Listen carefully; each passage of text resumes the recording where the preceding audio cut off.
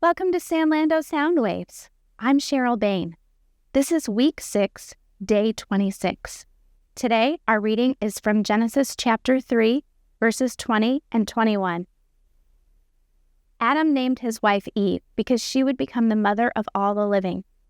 The Lord God made garments of skin for Adam and his wife and clothed them. Let's look at our 7 arrows or our 7 questions. What does this passage say? What did this passage mean to its original audience? What does this passage tell us about God? What does this passage tell us about man or humanity? What does this passage demand of me?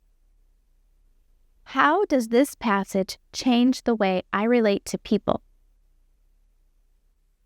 What does this passage prompt me to pray to God? These 2 verses are some of the most beautiful in all of the Bible.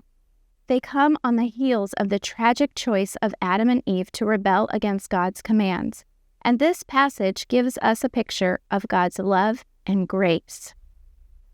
First, humanity continues to live.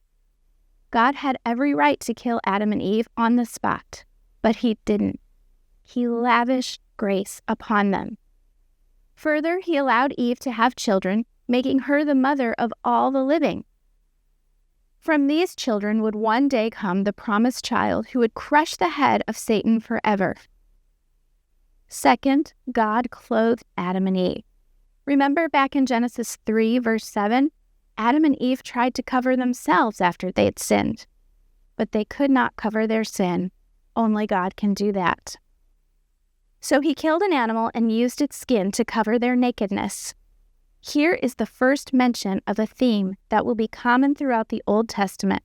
The living must die in order to cover the sins of the men and women who deserve death.